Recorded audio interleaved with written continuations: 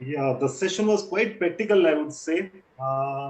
It was not just the theoretical things. Okay, with the changing times, she has given us the insights on how to change ourselves to adapt to the new digital age that we are in. And all these were practical advices, which I think will be very useful for each of us. Thank you, Shilpi, for your time and your knowledge sharing. All right, so let's move on. I think all the leaders have given great sessions till now. We have another great lady coming up. The name is Bala Narasimhan. She's a professional development coach. Bala is one of the founding members of Excellent Learning and is an accomplished professional with over 3 decades of experience spanning across learning and development and digital communications, developing businesses, driven programs with measurable deliverables. She led diverse teams of professionals and facilitated training programs alone and in partnership with broad ranging groups of stakeholders. She strongly believes that a conducive learning environment empowers participants to discover new learning opportunities and the limits of their potential. The power of experience is the key to enabling transformation through learning interventions. Today, Bala is going to talk about learning to lead. So let's move on to Bala. It's all yours. I'll add you to the spotlight. Here we go. Thank you very much, Jaspreet, and good afternoon, everyone. I do know that this is the session post lunch, and I'm between you and the siesta that you were planning to take on a Sunday afternoon, being an Easter Sunday. But I'll try and speak interesting enough for you to keep yourself awake. And can I go ahead and share my session? Yeah, please slides? Go ahead. All yours. Yeah, okay. So my topic today is about learning to lead. And before I start, I really want to thank the team, the Amplify team, the core team that has actually put together so much of effort to actually bring 75 plus speakers together on this forum and giving each of us an opportunity to actually share our topics and 25 minutes of sharing what we actually like to speak about. And this actually takes a lot of effort to coordinate from across the world, so many speakers, and kudos to this team. And thank you very much for giving me this opportunity. So as Jaspreet mentioned, my topic is about learning to lead.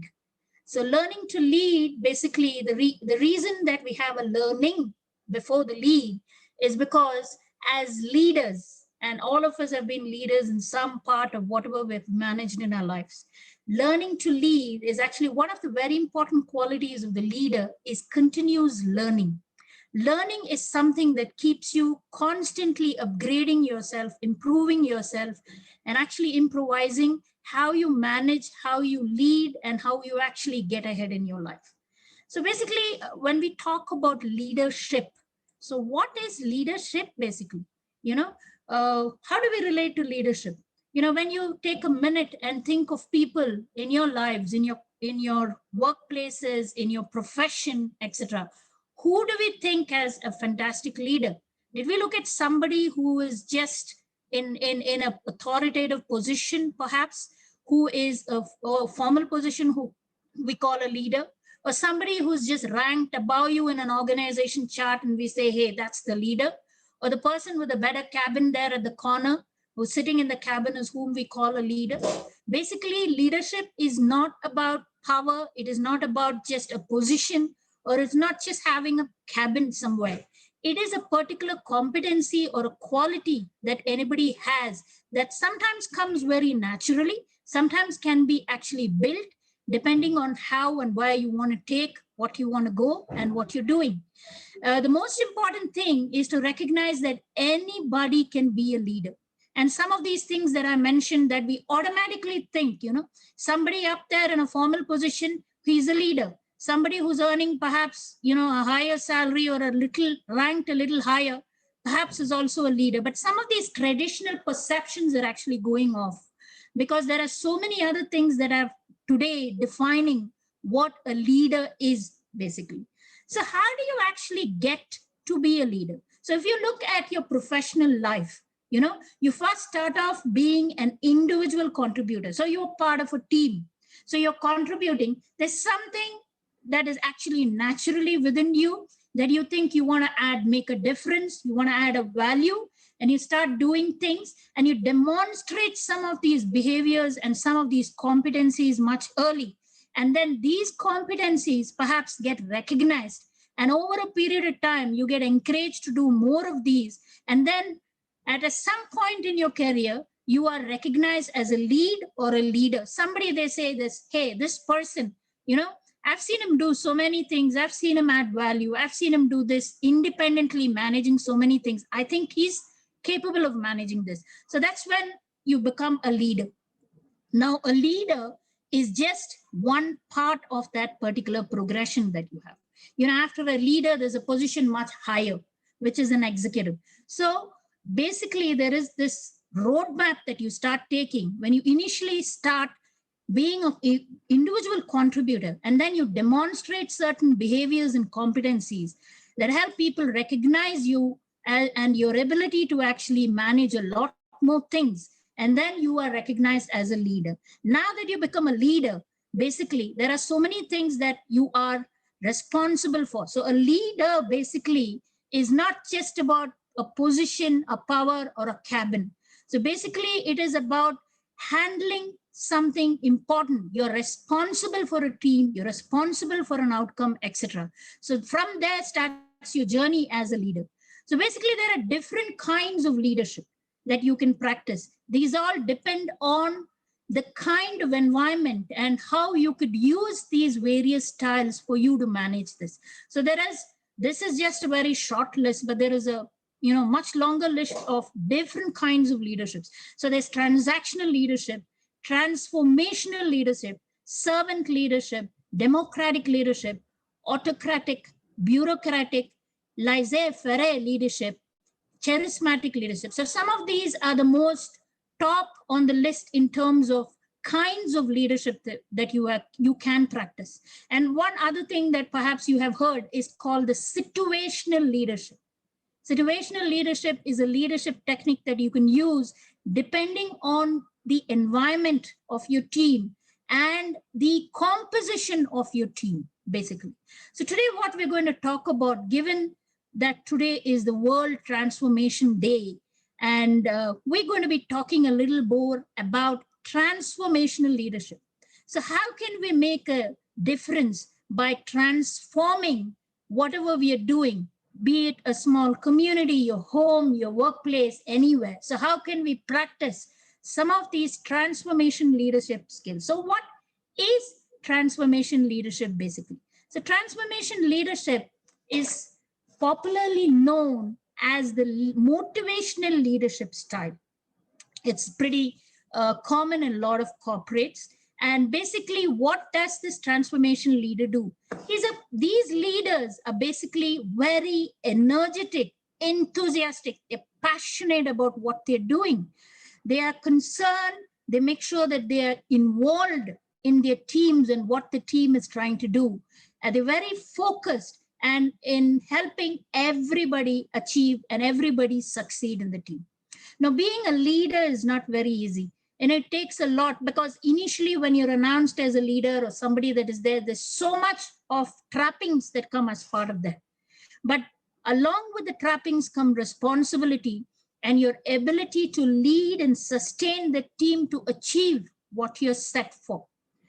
So there are a lot of things, like I mentioned, the qualities of a leader, basically, in terms of what is a trend. You have to be a person that your team looks up to. Your team feels motivated to follow.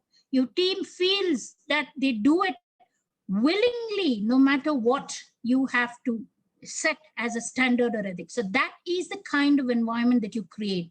And that's how you practice transformation leadership. Now, there are 4 dimensions to transformation leadership. A transformation leader is individualized consideration. So what does this mean? It's an extent to which the person, the leader, attends to each follower. So you have a team and you're leading the team. It is the extent to which you actually attend to each of the people in your team in terms of, have they understood what is the goal, what we need to achieve? How can I help them align to what we're trying to achieve? So where are those gaps that I can work with them to actually fix it? You coach, you mentor, and you guide. Because at the end of the day, because it's not just you leading the team and you can't lead it alone. You have to go along with your team for you to be successful and achieve what you have to do. Inspirational motivation, like I mentioned. So if you are a leader leading a team, it is a degree in which how you articulate, how you demonstrate those behaviors, and you are modeling that way for people to feel inspired to follow you. And that's how you motivate them to perform beyond expectations. And I'm sure you have examples in your own life of people in your professional life where you've had somebody who's totally inspirational and totally motivation. You would actually blindfoldedly follow anything that they say because they have demonstrated those behaviors in such a way that you really are a big follower of that person. Idealized influence. Now, what does this mean? Basically, this describes leaders who are role models, somebody who's walked their talk, somebody who will never break or ethic or a rule or a norm or anything, is speaks what he speaks is what he follows. And because they engage such high standards and ethical behavior, you idolize them sometimes, and then you blindfoldedly follow them. Intellectual stimulation. Now, this is very important. While you're leading your team, there's always, what is the role of a leader today? They lead, manage, and do. And how do they do it? By delegation, by reviews, by coaching, mentoring, counseling, etc. All these things. But while you're doing this, there's also important for you as a leader to constantly look at doing things differently, challenging certain things, encouraging people to think outside the box, because that is what sustains your team and that's what makes you successful. That's the key to success, that you constantly ensure that there is some process where there's somebody says, hey, I don't think that's going to work. It's not that you say, hey, I have laid the rule and that's how it is. That's not how it is. There's always a way to say, hey, let me understand what's your perspective. Why do you think that way? So challenging certain norms sometimes is a good thing. Encouraging out of the box thinking is something very important, and an important dimension of being a transformational leader. Now, we've seen a lot of leaders in our lives, right? There are so many. And when I say transformational leadership, basically, if you notice, the focus is on the human factor. So we've known of people, great leaders who have made, amazing changes to the world, who brought about so much change to the world. And some of them are on my screen now, and I'm sure you recognize most of them. And each one is known for having made a transformational change, basically. So take Mother Teresa, for example. She is like an angel of God. Mother Teresa basically is focusing on love and care for people who did not have anybody to care. So there was no boundaries, nothing, anything. She went across and she spread so much of love. And today, even today, after so many years, her legacy continues. Mother Teresa. Look at Nelson Mandela. Nelson Mandela, and another transformational leader who actually fought with the white for the freedom of the Black people. And he's been such an iconic leader who made such a difference for the Black people at that point of time. Abraham Lincoln, who also believed in equality, who believed that,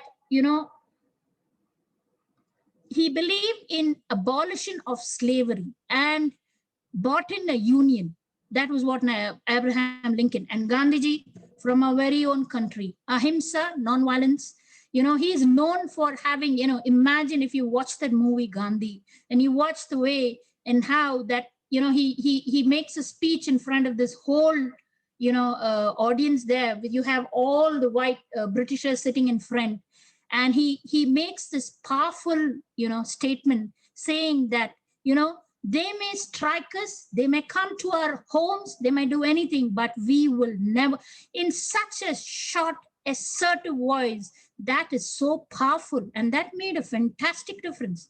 And that's how the non-violence and the Ahimsa movement was so popular in India.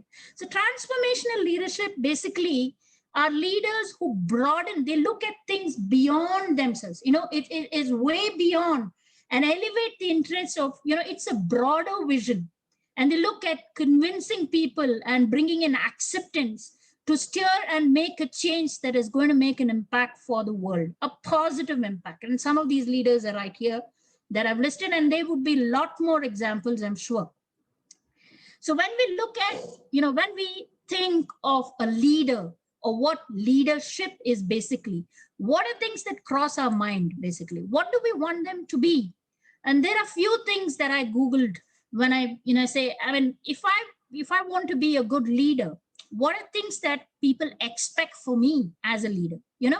One is I have to be responsible, intuitive. Why is it important to be intuitive? Because I need to know way ahead in terms of what could happen and proactively take some actions for that. I have to have a strategic vision. I mean, I need to have a vision where the team can see that this is what we're going to achieve. And I have to get that buy-in from my team. I have to convince them that I'm sure we're going to make this. I'm sure we're going to make this happen. I have to be credible. People need to look up at me and say, this person is an absolute no nonsense, ethical behavior. His credibility is very high. Adaptable, because change is around the corner every time. So I need to make sure that I'm able to adapt to the change and quickly pick up and gather my team around and prepare them for the change and still make sure that nothing comes in form of an impediment when I'm actually leading my team. I have to be charismatic. I have to be decisive. There will be times when you have to make a decision like this. So as a leader, I need to make sure that I have my data and facts together and I'm able to make decisions at the right time, at the right moment when it is needed. I have to be creative, as in thinking out of the box and looking at things differently.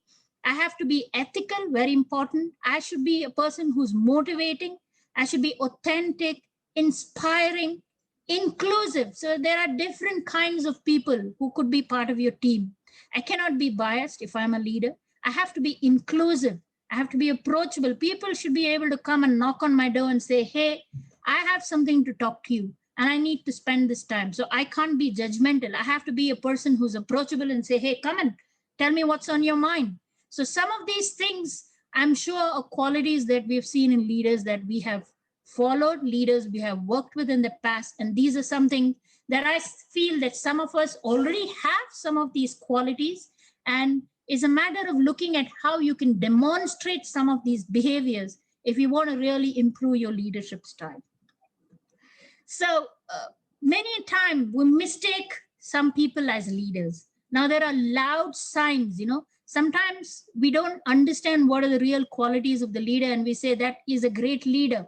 But when you actually analyze your behavior of those leaders, there are a lot of things that are come as pitfalls for this. Sometimes you feel people lack vision. They're leading teams and you very well know that they're not willing to listen. But you know that it's going to be, falling down off a cliff sometimes. It's really not going to be successful. But it's important that you have a vision, and the vision is actually vetted. The vision is something that you believe in and is feasible, and your team has a buy-in, and then it's something that is achievable. That is very important. Use deception. It's not a title can be given to you, but a behavior is something that you have to manage. You can be called the CEO, the managing director, you can be called anything under the sun. But the fact is that how do people accept you? It is how you demonstrate those behaviors and competencies. And that's how people look at you as a leader, is somebody who stands for certain things. It's not just a fancy title. When you have a situation are you cornered, you can't blame people and circumstances because you are responsible as a leader. So it's important for you to look at it and perhaps say, yes, perhaps we went wrong there. Let me learn from this experience and let me see how we can go. So sometimes when you notice people disrespecting their followers or their teams, they are not worried about anybody getting ahead of them. Succession is very important. You got to hand the baton to somebody else and move on. It is not that you sit on the seat forever. That is also not a very good quality of a leader. Some people spend most of their time in personal vendetta. They have this revenge with somebody, and they spend most of their time in involving everybody in the team to work against that person. So that's not a very good quality of the leader. Attempts to be too controlling, disrespectful, takes credit when the whole team is actually responsible for getting you where you are and your team being successful. Taking the credit all by yourself perhaps is not a good thing. Lack of commitment and keeping promises, making excuses. Sometimes you proclaim yourself as a leader. Some of these things are qualities you may want to look out for people who claim to be leaders and perhaps are not still on the way or ready to be a leader in the thing. So there are some great practices for a leader. I mean, how do we become a leader, and how do we practice this leadership?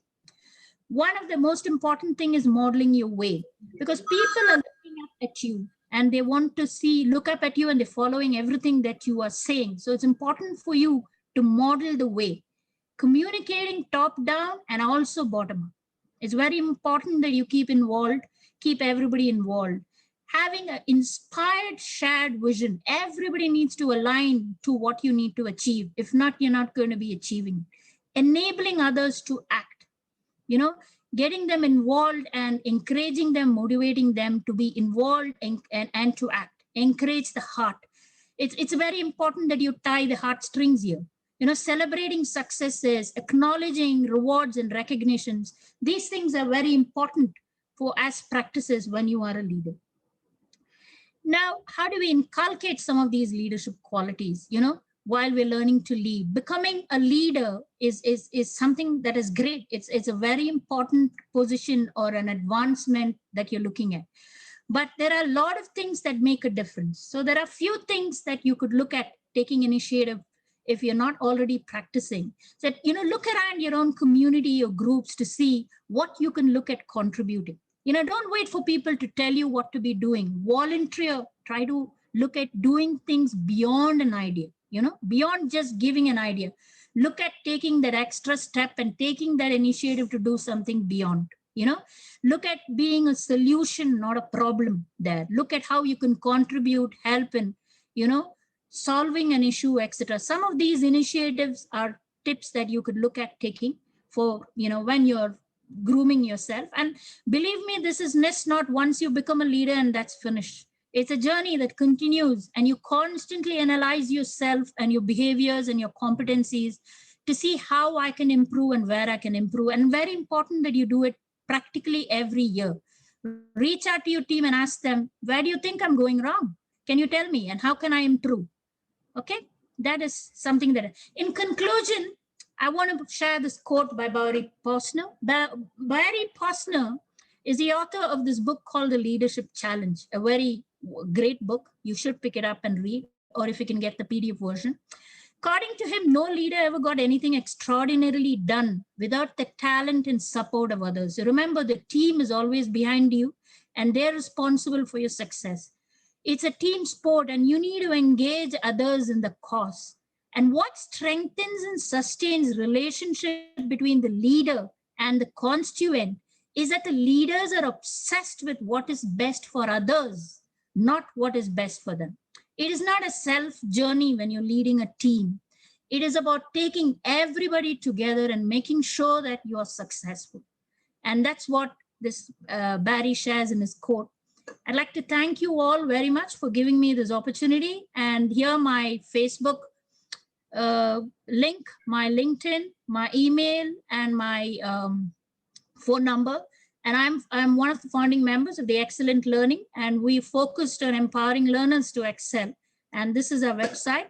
Do reach out to us for all your learning needs. Thank you very much. Thank you, sir. All right. So one of the key learnings of being a leader is being on time. So it was a perfectly timed presentation by Bala. Thank you very much. Thank you. All right. So let's move on to my co-host, Mr. Rajiv. So, Mr. Ajit, okay, we had till now around 6 speakers, I guess. Yes, you're right. Just breathe. All right, and all. Yeah, please go ahead. Yes, you are right. 6 speakers have spoken, and one more speaker is remaining. So it was a fantabulous session. I have heard Bala Narasimhan earlier also during the Amplify group, a great confident voice. And I agree with you what Jasprit said. She was right on time. And such a variety of speakers. See, we have a youngster of 9 years, and we had experienced people who have founded their own companies and devoted their whole lives to making other people's lives better. Yes, certainly. That 9-year child was really an inspiration. He was amazing. He was amazing.